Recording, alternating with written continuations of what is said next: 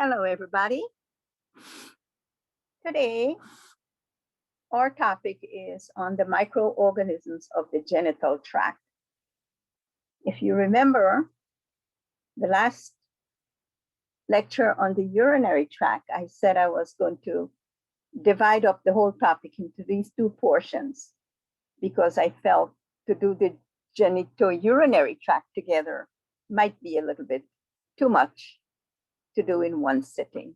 So now we're going to continue with the genital tract diseases. All right, so in line with everything else we've been doing so far, I'd like to talk a little bit about the anatomy and the defenses.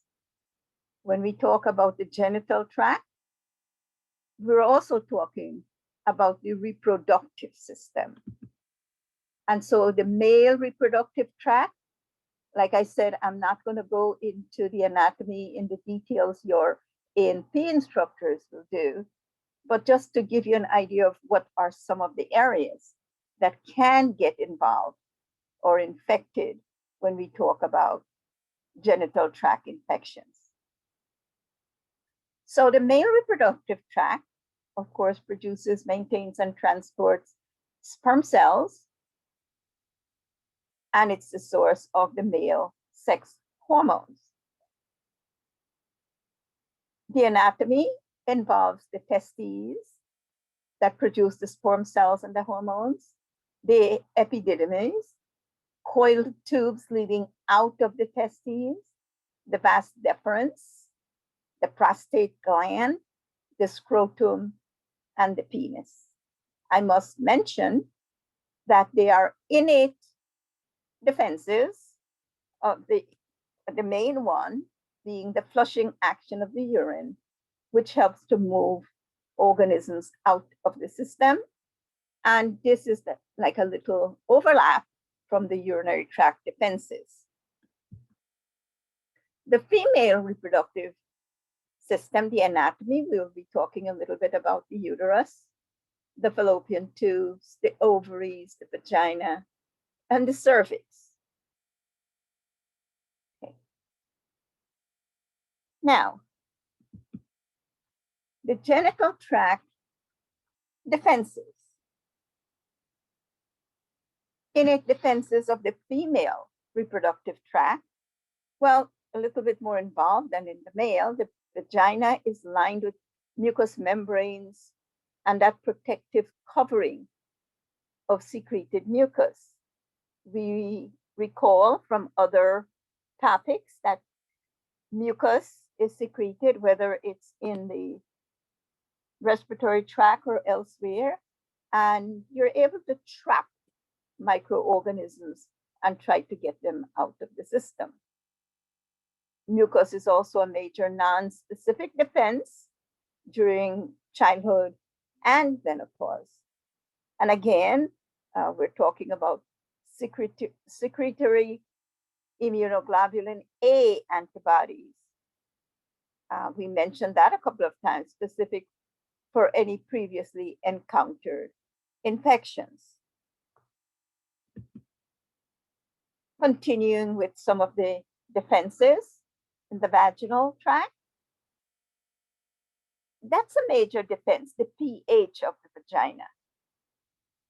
It seems like estrogen will stimulate the release of glycogen secretion by the vaginal mucosa, and bacteria can ferment that glycogen and, of course, give us acid, lowering the pH of the vagina to about 4.5, pH 4.5. Now, that's very highly acidic, and a lot of organisms will be deterred.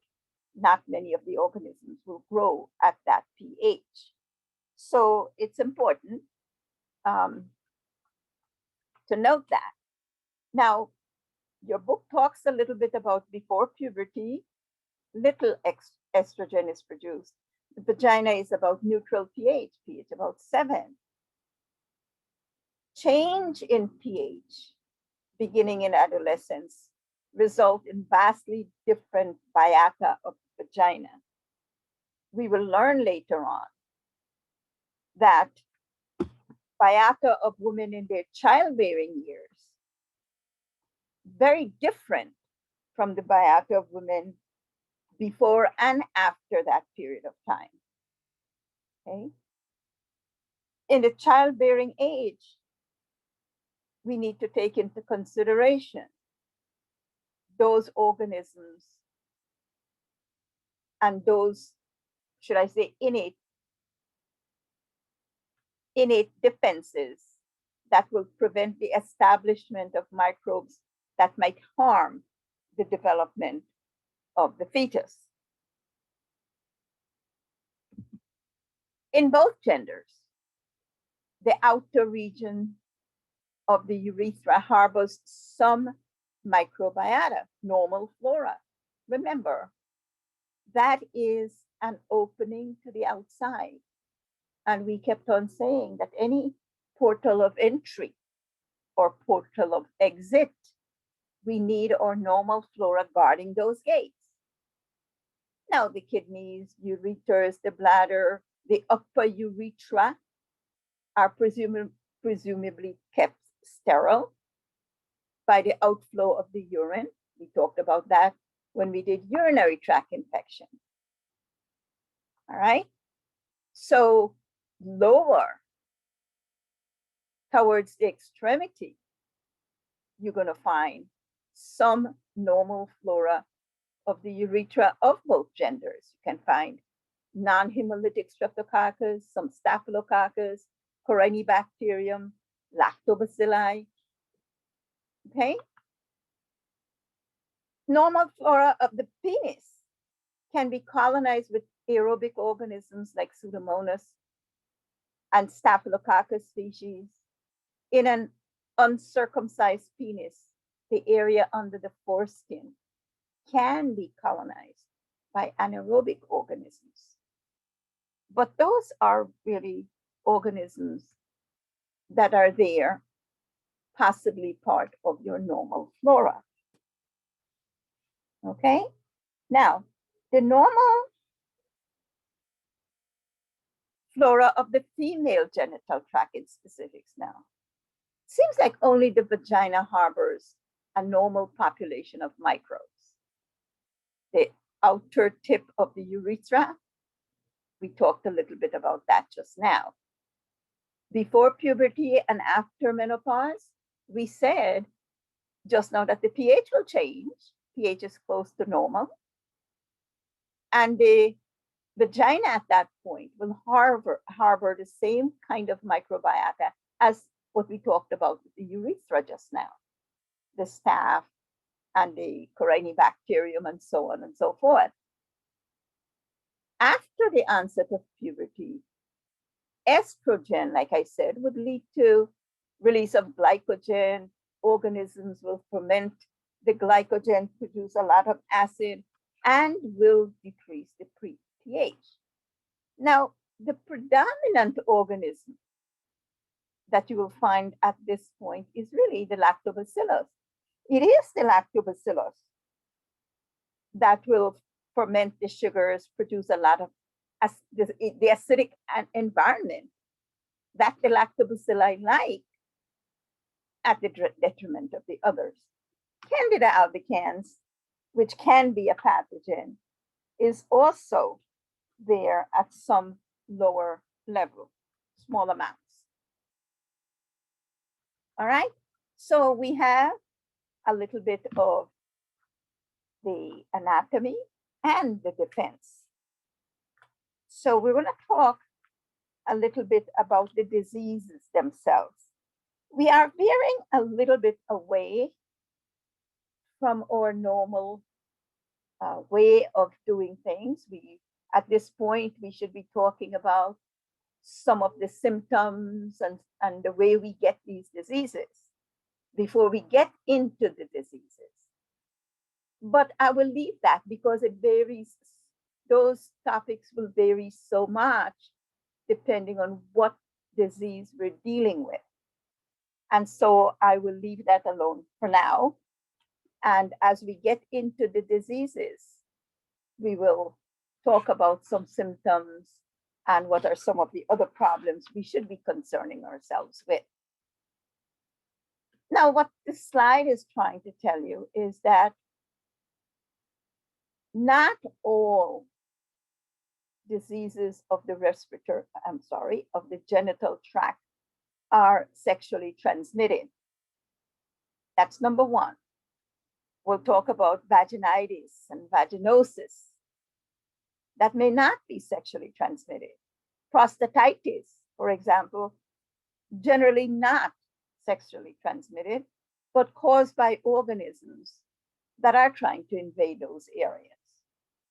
The other thing that I would like to mention before I get into the diseases is that they used to be considered STDs, sexually transmitted diseases.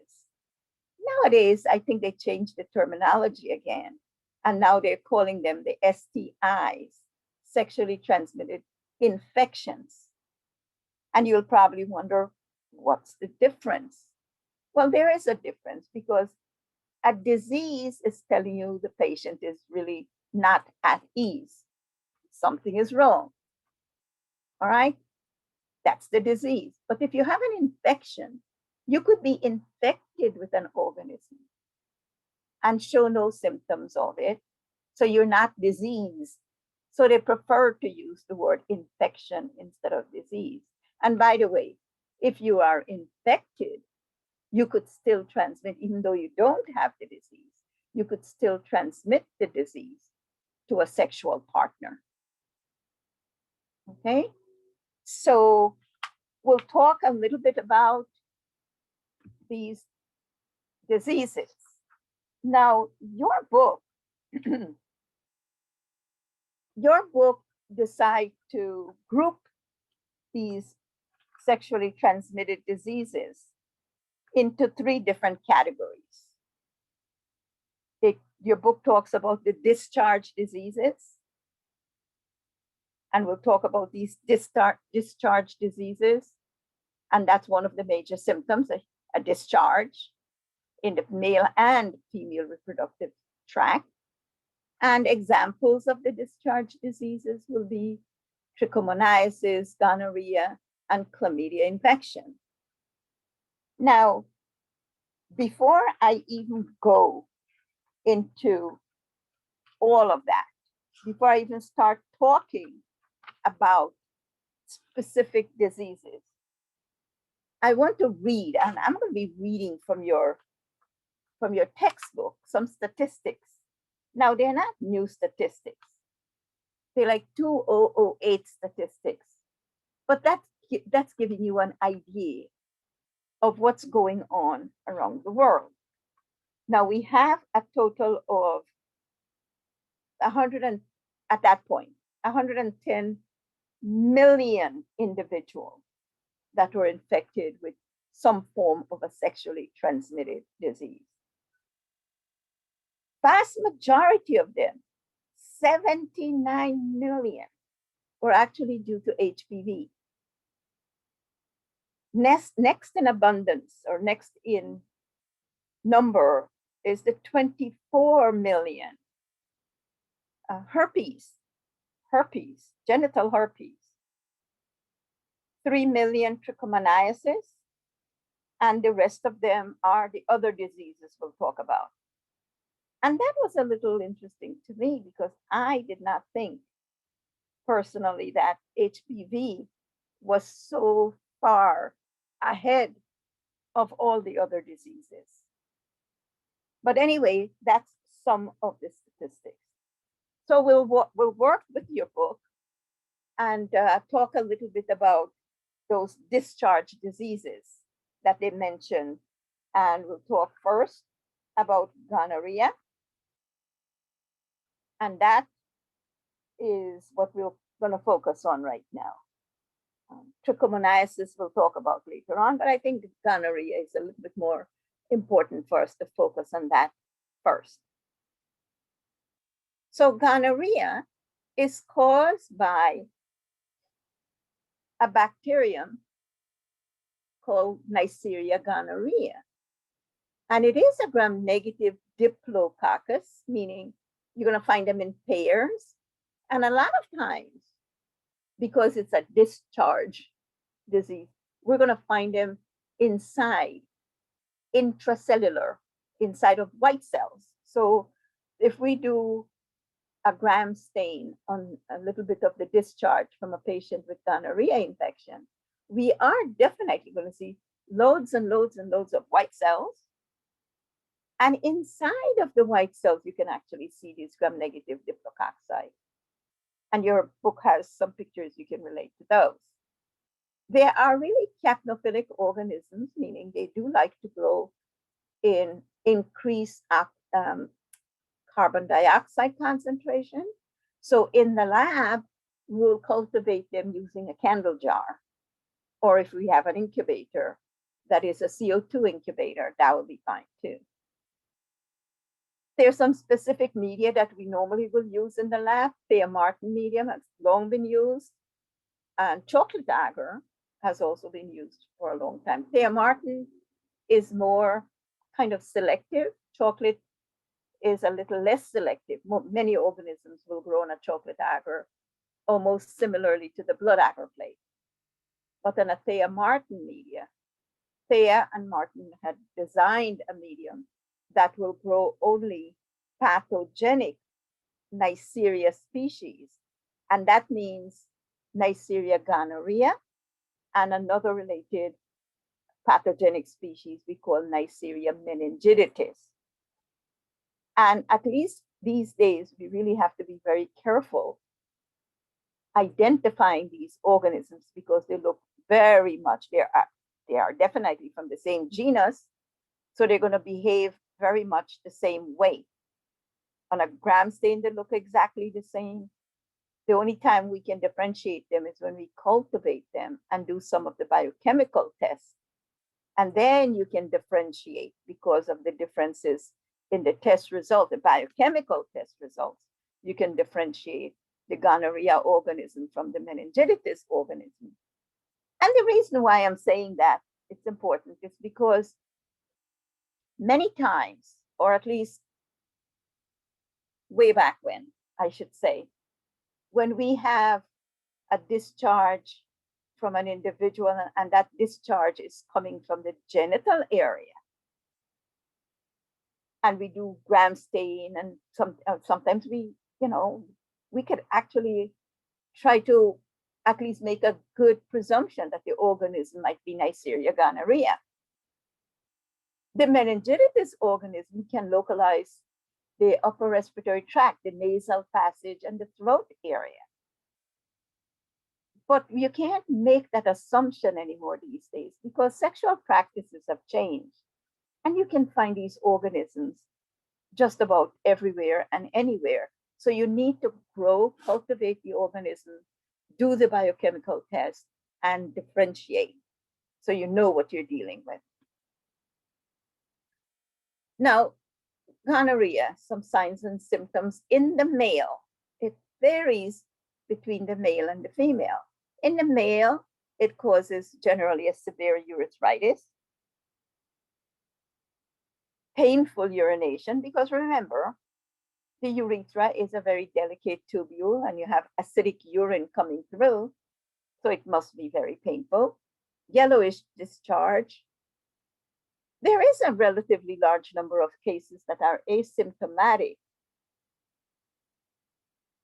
And in most cases, the infection is limited to the distal urogenital tract. It can, however, spread from the urethra to the prostate gland and the epididymis. So individuals who are obviously infected and they know that they're infected should, for the sake of themselves and people around them that they can contaminate, take care of it and get it out of the way. Now, one thing we should mention also is that sometimes you get treated, it's cured, but there is some scar tissue that's formed in the spermatic ducts. during that healing process. And because of that, sometimes the scar will block the ducts and can render a man, infertile. So we got to be careful about that. We'll talk of something similar happening in females too. In the females, most likely, if an individual has gonorrhea, female, not only the genital tract, but the urinary tract will also get infected, especially during sexual intercourse. It's a mucopurulent, meaning pus, white cells, and mucus containing a lot of microorganisms. Sometimes a bloody vaginal discharge occurs in about half of the cases. Unfortunately, the other half of the cases are probably asymptomatic, and that's never a good thing. Painful urination is also presented if the urethra is affected. The major complications occur, though, when the infections ascend the vagina and the cervix to the higher reproductive structure, such as the uterus and the fallopian tubes. Now, if the fallopian tubes are involved, if there is inflammation of the fallopian tube, something we call salpingitis, or if the pelvic involved, causing pelvic inflammatory disease, it is not unusual when those diseases occur to attract other organisms. And so you end up with a mixed infection. Like we said with the sperm duct just now, you can end up with salpingitis or any one of those tubules. And if it's infected and it's inflamed, and a person gets treated and gets cured, it's also possible that you build up some scar tissue and block the fallopian tubes. That will also cause sterility in the female, or sometimes ectopic pregnancies. Now, gonorrhea, like I said, it's generally limited to the lower genital tract, but it can ascend and cause those damage. Sometimes what happens, the organism can even escape from the reproductive tract. In a small number of cases, it can enter the bloodstream. Now, you know, when organisms are in the bloodstream, you're going to end up with dissemination of the organism. It's not unusual for the organism to reach the joints and the skin. Sometimes you have involvement of the wrist and the ankle. Some serious chronic arthritis can develop. Sometimes you have rashes on the limbs. Very rare complication of gonorrhea, bacteremia, meaning in the bloodstream. You can have meningitis and endocarditis. They're very rare, but it's a possibility that can happen. Now, children born to gonococcus carriers. Remember what I said earlier. Sometimes the organism is in the vaginal tract, and babies that are born, their first exposure to outside organisms are really those organisms in the birth canal. So if you have a mother who is carrying the organism, maybe she doesn't even realize. Remember, 50% of them can be asymptomatic or maybe just carriers. So if she's carrying the organism and she's not even aware of it, the baby's eyes could get contaminated, and that could result in keratitis and something called ophthalmia neonatorium, which of course can lead to blindness if not taken care of, almost immediately. So when the baby is born, we have mentioned that before, they used to clean up the baby's eyes, maybe add some silver nitrate solution or whatever antibiotic eye drops they may have. Just make sure that if the baby is contaminated, at least you can wash it and take care of it immediately after birth. And that is universal precaution anyway. Except for the neonatal cases, if we're talking about how it's transmitted, what's going on with it, gonococcus is usually spread through some form of sexual contact. It's strictly a human infection. And here is an infection it's a worldwide infection. It's not limited to any particular country or nation. It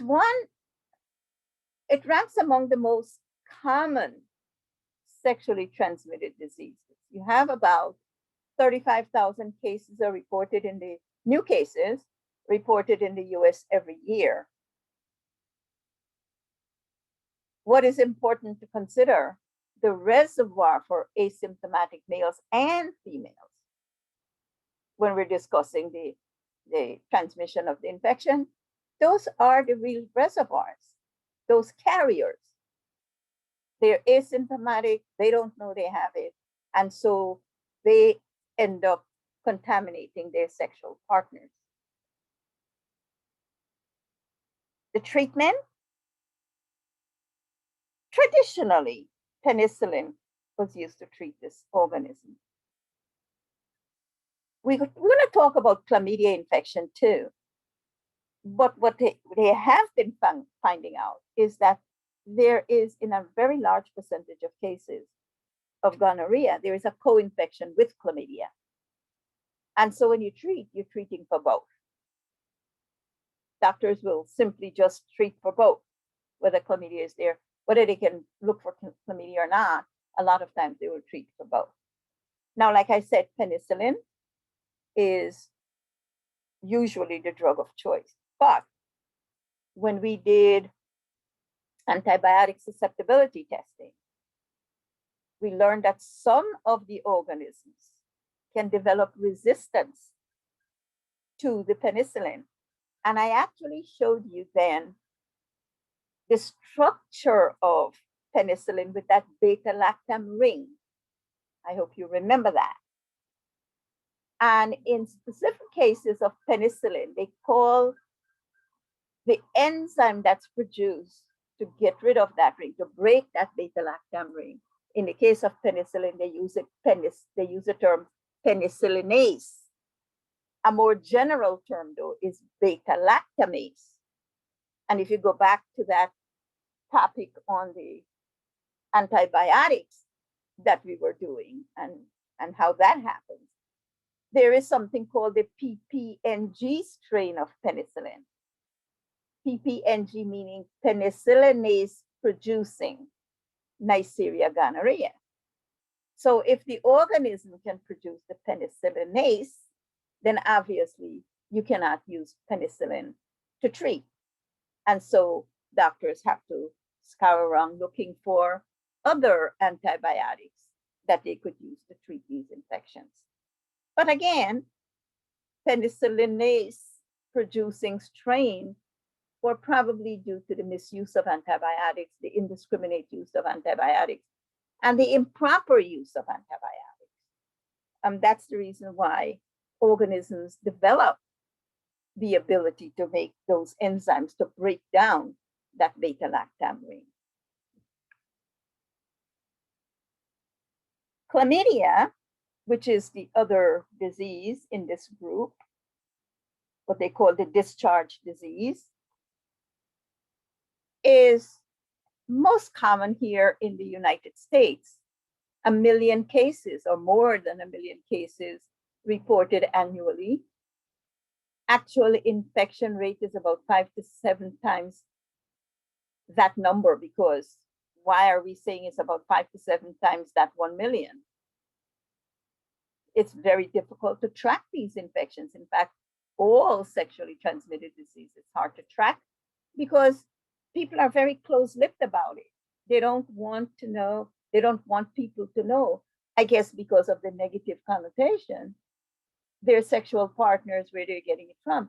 And in most cases, the only thing that healthcare professionals or epidemiologists or public health professionals will want to know sexual partners is because they really want to go and treat these individuals too, so they're not contaminating other people. But a lot of times, once one person is diagnosed, they don't want to mention where they got it from. So it's hard to go back and trace and then treat. They don't want to do that. So that's why they're saying that even though 1 million, more than 1 million cases reported annually, 5 to 7 times that amount probably are not reporting their encounters. And so it's hard to tell.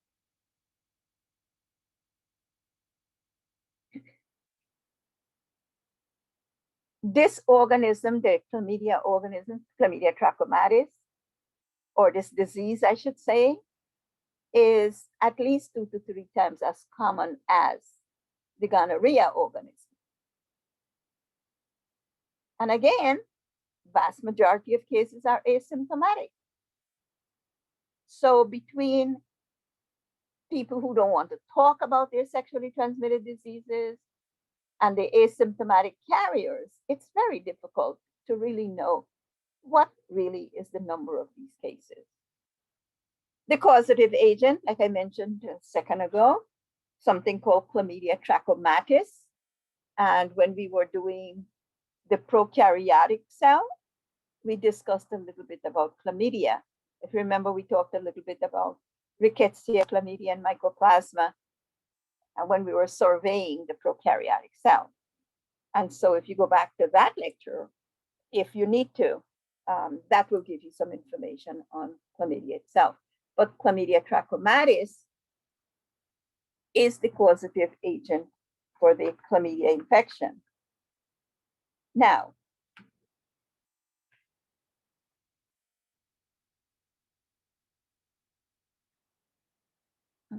I said there that there's an alternation between the reticulate and the elementary bodies.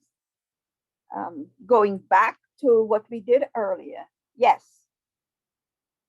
elementary bodies are outside. These, remember, chlamydia are intracellular parasites. Outside of the cells, they're called elementary bodies. When they enter the cell, they become something called reticulate bodies. Those are the ones that will multiply in the cell. And as multiplication is taking place and you have more and more organisms in the cell will rupture eventually and invade other cells. What comes out of the cell will invade other cells. And so the disease propagates that way. But once the organism is outside of the cells, they're called elementary bodies. And those are the elementary bodies are the infectious forms, those that will cause infection in another person. Signs and symptoms of chlamydia infection.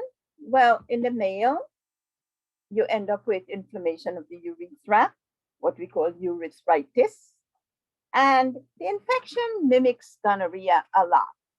Painful urination, that greenish yellow discharge, and untreated cases may lead to epididymitis, which is going to lead to eventually the scar tissue being formed and sterility in males.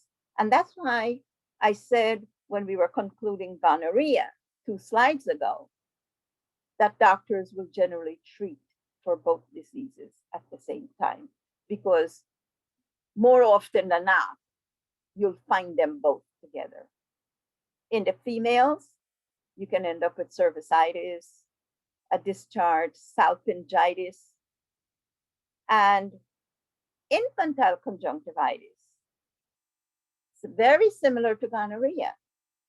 Babies get contaminated during the delivery process, and especially if the mother does not know that she has the organism in the vaginal tract.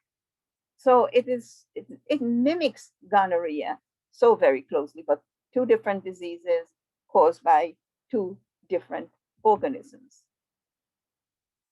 Now, I want to mention this, and I said it a little earlier, that not all diseases of the genital tract are sexually transmitted.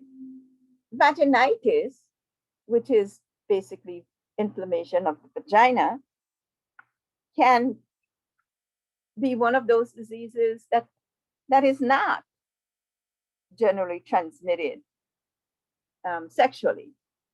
We learned earlier in our program here in the course that you could have yeast infection.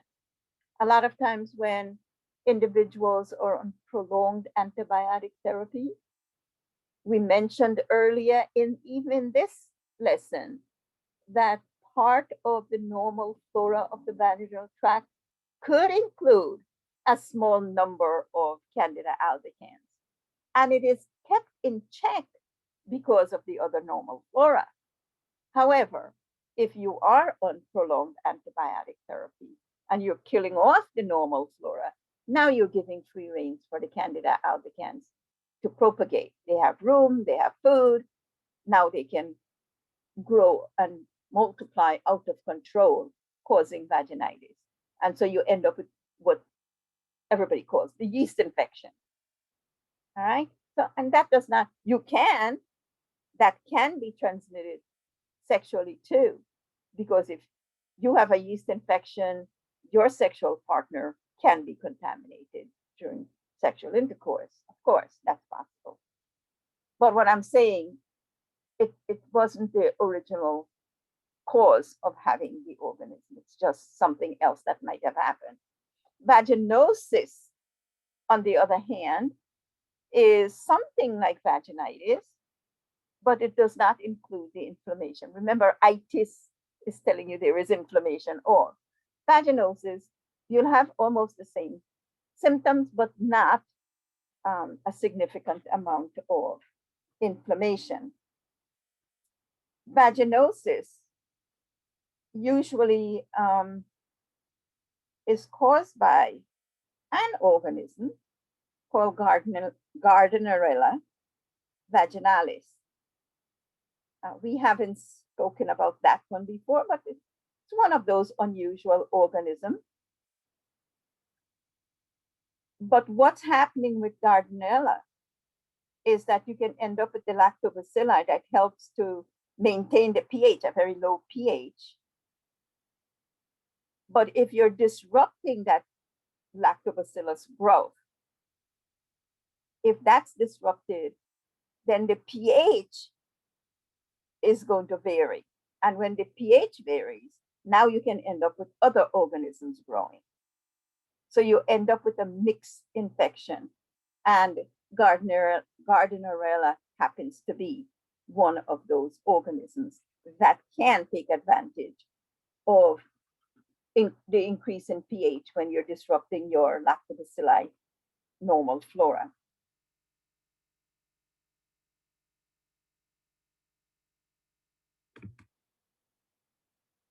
Trichomonas vaginalis, I think we talked a little bit about that one when we were doing the protozoa. And Trichomonas vaginalis, trichomoniasis is the name of the disease. The organism is a flagellated protozoan, and it does have a small undulating membrane. Go back to your slides on the protozoa. We have some nice pictures there. No cyst form. We had mentioned that some of the protozoa form cysts when they need to protect themselves, and others maybe not. In the case of Trichomonas vaginalis, there are no cysts formed. Causes the asymptomatic infection in approximately 50% of females and males. In fact, at one point, health professionals were saying maybe it's just part of your normal flora. But no, it is an organism that could cause some damage and definite disease. Male, when we mentioned the protozoa, we said males are most of the time asymptomatic. They rarely have the symptoms, so they don't know. But they can transmit the organism to their female partners. And then when she gets the disease, she ends up with a greenish, very frothy discharge, foul-smelling discharge that can be treated, of course, with an anti-protozoan drug, and flagyl can be used there too. Maybe I misplaced this slide. Prostatitis, inflammation of the prostate gland, is one of those other diseases we mentioned a little earlier, where it may not be caused by or may not be transmitted sexually, but it's just inflammation of the prostate gland. Caused by bacteria most of the time. And they could be, remember when we talk about urinary tract infection, we're saying most of the normal flora of the gastrointestinal tract are pathogens of the urinary tract.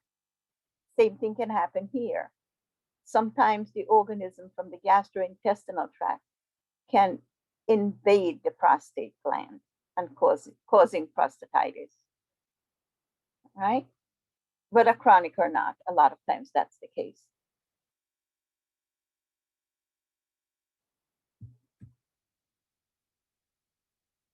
Symptoms of prostatitis, they may include pain in the groin and the lower back, frequent urge to urinate as if you're having a urinary tract infection, but it's your system kind of wanting you to just flush the organisms out, difficulty urinating. Remember, we call that dysuria, blood in the urine, hematuria, and painful ejaculation.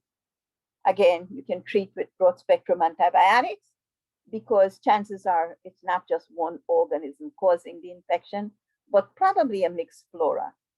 And so you will have a broad spectrum antibiotic being a little bit more effective. Now we move on to the second set of diseases, what they call the ulcer diseases, genital ulcer diseases. Remember, the first set was the discharge disease. Now, the ulcer diseases, they are, what's common among them is that there's going to be an ulcer of some sort, a lesion, a skin lesion of some sort. And the three that we're going to try to discuss in this lesson will be syphilis, chancroid, and genital herpes. You might have heard of syphilis and genital herpes, but probably not the chancroid. All right. Now, when you have these lesions, remember it is an ulcer. And when you have these ulcers, it is opening. It is an opening. It's now become a portal of entry, especially for the HIV organism. So open lesions increase your chances of getting infected with an HIV harboring individual. Now, the causative agent of syphilis is something called Treponema pallidum, and it's a spirochete, a spiral organism.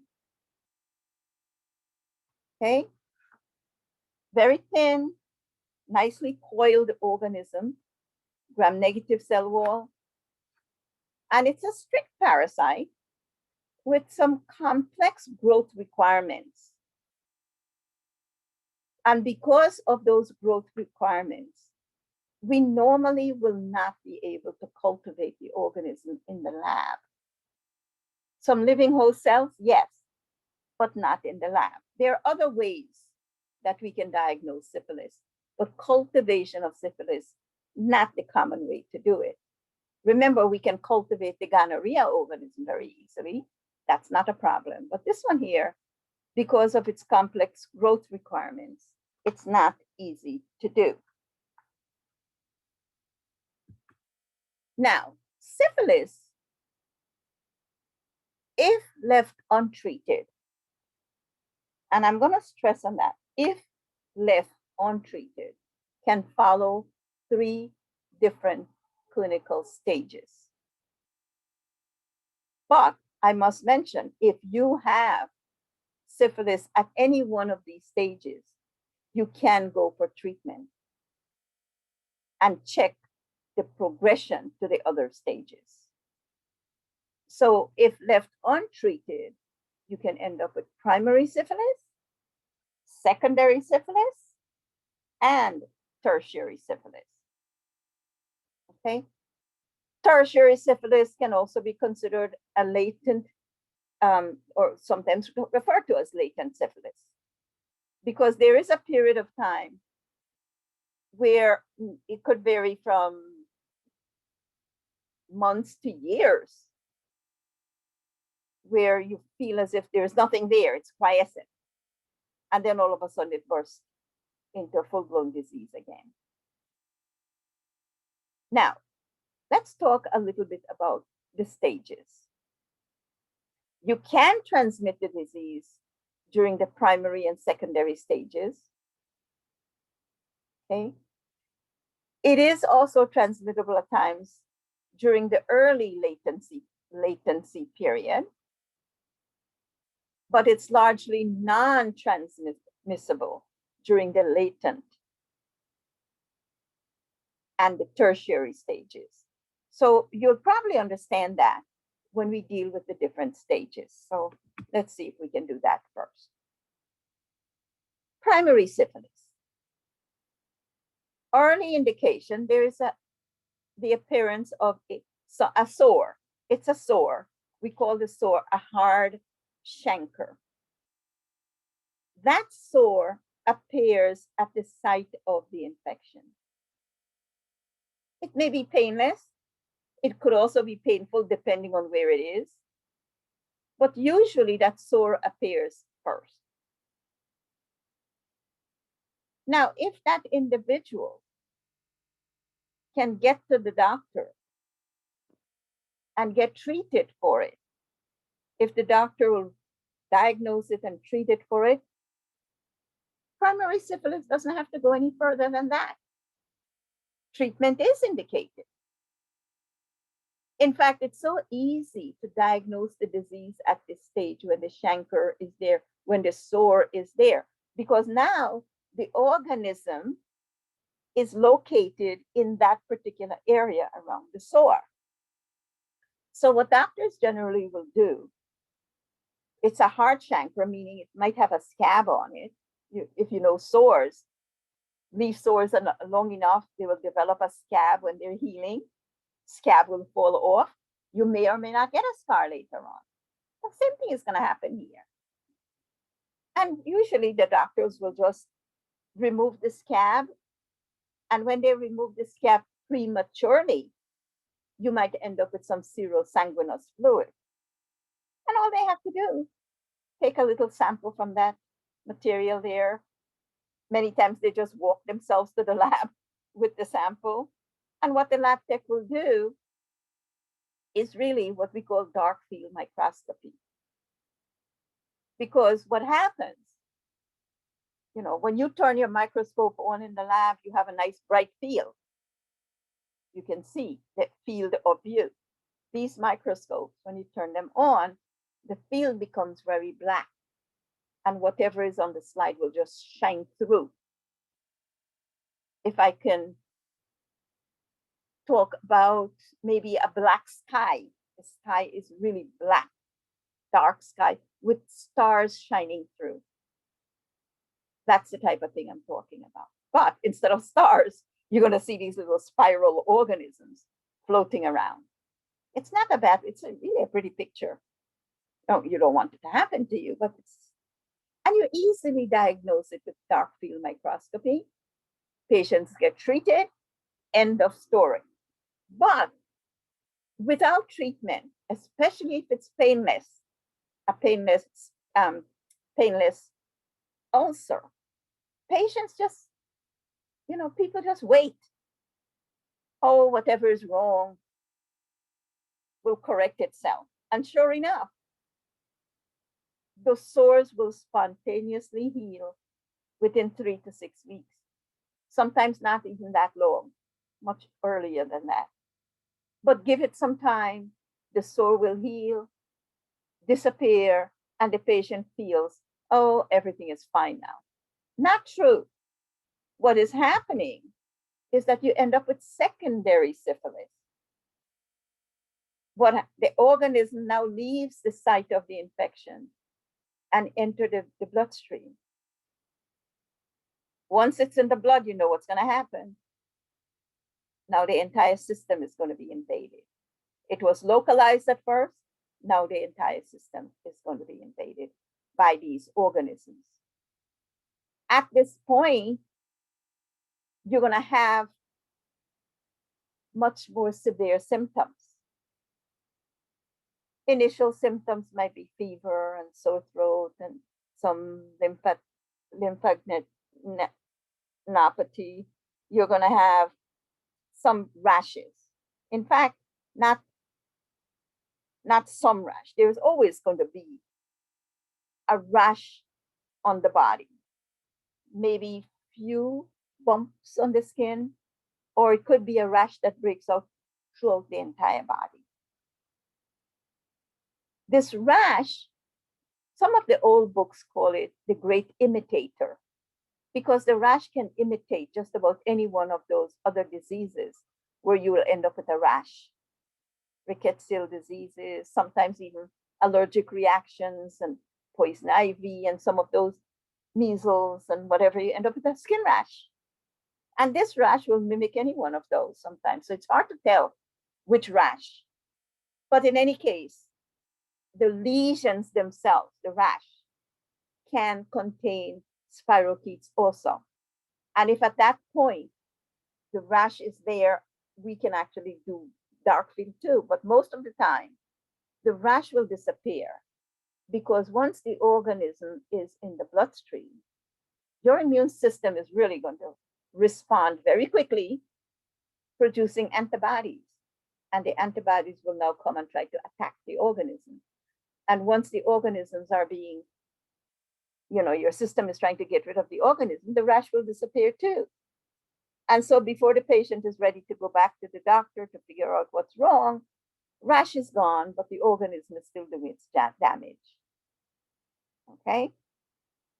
So you can have this going on for years, months or years without treatment. Most of the time, what will happen at this stage, if we try to diagnose it at this stage, we will be doing serological tests if the rash disappears. And most of the time, it is serological tests. We're looking for antibodies then.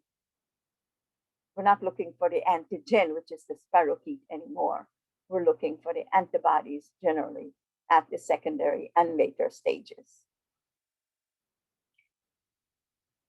I remember when we were doing antigen antibody reactions, we talk a little bit about the RPR test and the VDRL test for syphilis. Those are some serological tests that we do. Now, eventually what will happen, the organism will enter the tertiary or the latent stage. 30% of infection will enter that very highly varied period that could last for 20 years, maybe to the life of the individual. Antibodies are readily detected, but the bacterium not. They're not there anymore. This final stage of syphilis is relatively rare today because a lot of times people are not too bashful these days. They go for treatment. And because of the widespread use of antibiotics, hopefully people with syphilis will not allow it to get into the latency or tertiary stage. And because of the way things are these days too, sometimes you still don't go to the doctor for treatment but you could get antibiotics in so many different ways these days. You have the money, you can pay and get whatever you want. And so, yeah, it's very unusual that people allow venereal diseases to get to stages where they can't control it anymore. Now, but if the person does not get treatment and it does get into the latent stages, there are other complications that have been occurring or been happening all throughout the period. You have some painful swollen tumors called gumas that can develop in the tissue of the liver and the skin and the bones. And most of the time they're benign tumors, but they can impair the functioning of those areas too. Neurological syphilis, patients can end up with blindness and dementia because in this stage, the organism now start affecting the central nervous system. And one of their favorite is the optic nerve.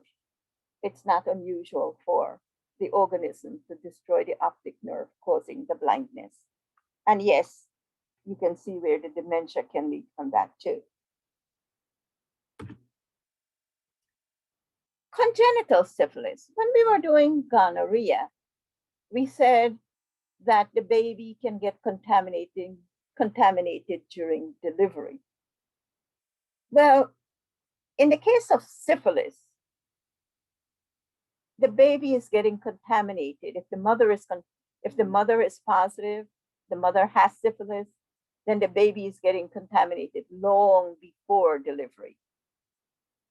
Because here is an organism that can cross the placenta and enter the baby's bloodstream.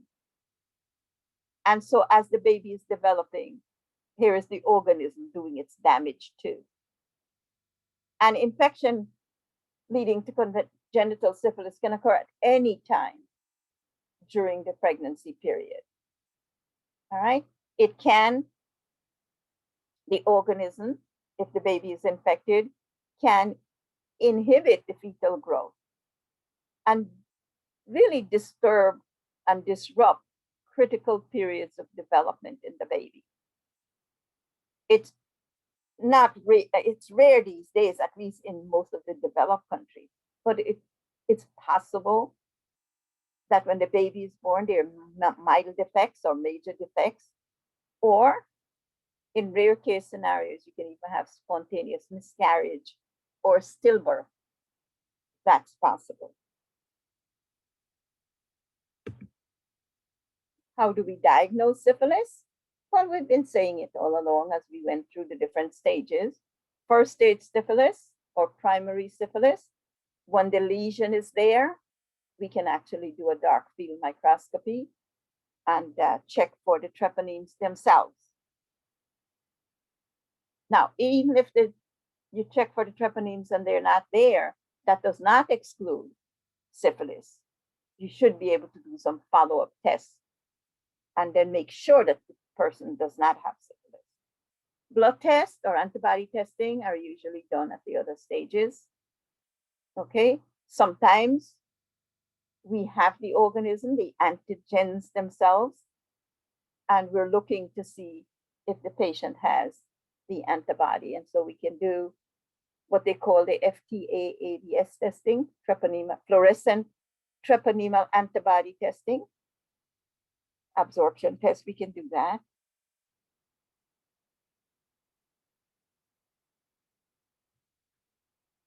Treatment.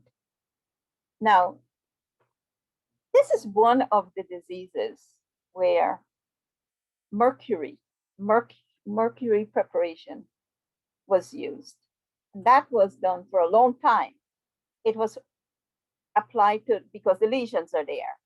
So you apply mercury to the lesions. Remember when we did heavy metal compounds, we said these metal compounds are very toxic to be taken internally, but you could use them topically. So you can use that mercury compound on the sores themselves. And it's been used for a while. salvarsan was used, was introduced by Pearl Ehrlich way back in 1906. Remember these diseases. Throughout history, you hear about syphilis and gonorrhea, mostly syphilis. Okay. Penicillin replaced the other treatment once penicillin was discovered. Penicillin G seemed to retain its status as the wonder drug in the treatment of syphilis. But we still have to remember that some individuals are allergic to penicillin. And doctors still have to scurry around looking for other drugs that you can treat the syphilis with. Spiramycin. I think once they could not use the penicillin anymore. They started with spiramycin. I'm not quite sure where it is at the moment, but there are drugs available. You could still treat these diseases. All right, so that's our little spiel on syphilis. Now, chancroid, which is another disease, those lesion diseases, the ulcer diseases, it does have an ulcer. We call the ulcer a soft chancre. Remember, in the case of syphilis, it was a hard chancre. This time we talk a little bit about the soft chancre, which can be very, very painful. In men, it may go unnoticed in women, but in men, right, sometimes right in the groin area, you're going to have these chancres develop. And it is soft because it doesn't have that scab around it. It seemed to be just ulcerating and, oozing. It's constantly oozing the discharge. And they can be very tender. The causative agent for chancroid is a gram-negative rod, a tiny gram-negative rod called Haemophilus ducreyi. You might have heard of Haemophilus influenza. In fact, I think children these days end up with HAB, I think HIV vaccine. And the HIV is actually Haemophilus influenza type B. And I think that's one of the regular regimen that the kids have to have these days. It says pleomorphic, but it's a small gram-negative rod. And it does produce some hemolysin. And that will dictate how serious these lesions can be. Very common in the tropics and the subtropics. But because of the movement of people and the influx and the migration of people into the United States, of course, they're bringing these organisms with them too. And so we need to be aware of them and see how we can treat individuals that do have these diseases.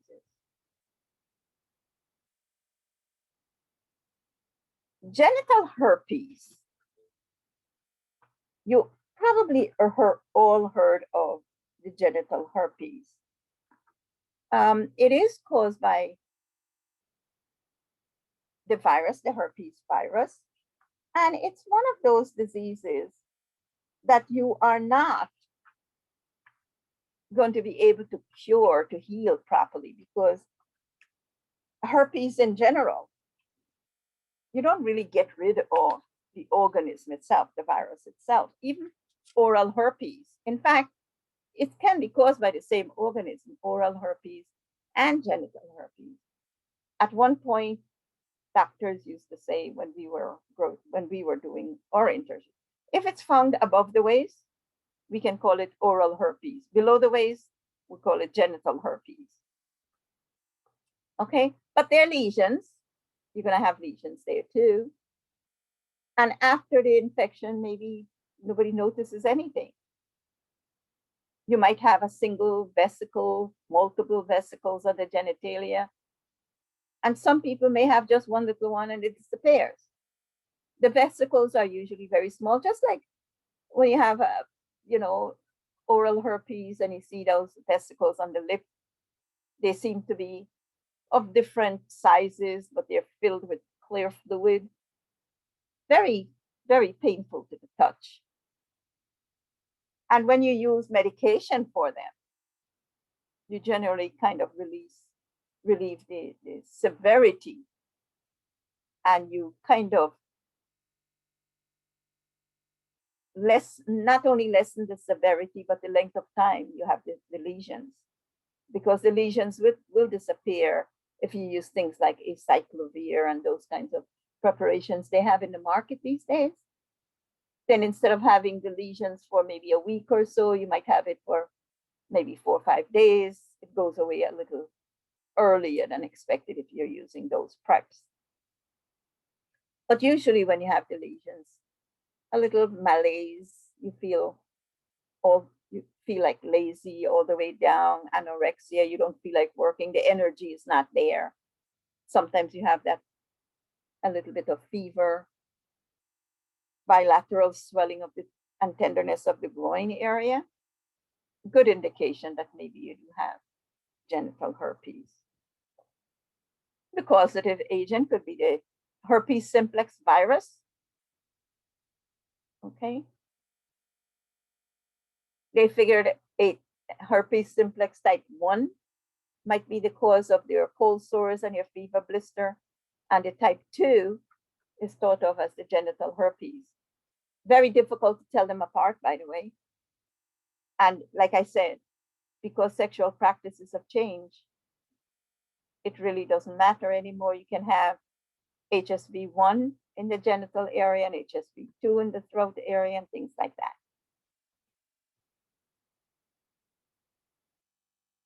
Treatment. Well, when you have the sores, you're shedding the virus. The virus is there. And there are several antiviral treatment that you have in the market that will kind of reduce the viral shedding and decrease the frequency of the lesion occurrence. Acyclovir, Zorivax, or Valtrex. I think they're advertising Valtrex a lot these days.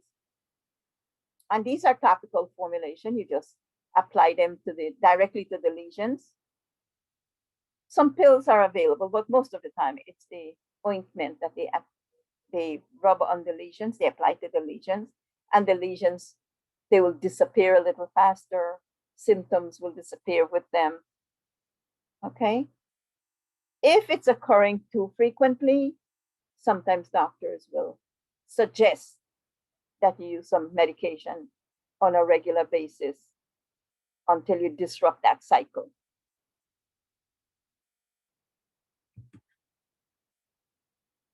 Now, the last topic that your book described would be what they call the wart diseases. The only wart disease we're going to talk about a little bit only is your HPV, the human papillomavirus infection. Okay, that is the cause of warts. And warts, if you know warts at all, it doesn't have to be these lesions in the genital area. But when they talk about genital warts, then chances are they are dealing with HPV. Okay, so you have these little outgrowths of tissue in the genital area. In the females, you can see them on the vulva, in and around the vagina. In the males, they could be on the penis, on the scrotum, and you see these warts in both sexes. The warts can appear in the anal area, anal opening, and the skin around the groins. All right, so I'm not going to say much more about it, but I did mention that in the US you have about 4,000. I didn't think the statistics were there, but about 4,000 women will die each year because of cervical cancer that's due to this wart. it seems like there is some connection between the HPV, the virus itself, and cancer. And so that's what cervical cancer that is. And that's why they are so insistent that you vaccinate younger adults with the HPV vaccine. This way they can ward off cancer later on in life. So when they're advertising, go get your HPV vaccine, and that is because you are trying to ward off, eliminate cervical cancer later on. And it's not just cervical cancer, but cancer in general, because it's also applicable to males can have cancer after HPV infection also. So they're talking about both males and females. Boys and girls should get vaccinated. All right. So that's my last slide on this topic. And the reason why, like I said, I did it is because I didn't want to add to the urinary tract infection all this information. It would have been so much more involved. And so dividing up into two smaller portions was probably a better thing to do. So I'm going to stop the recording now and we'll move on to the next lecture later on.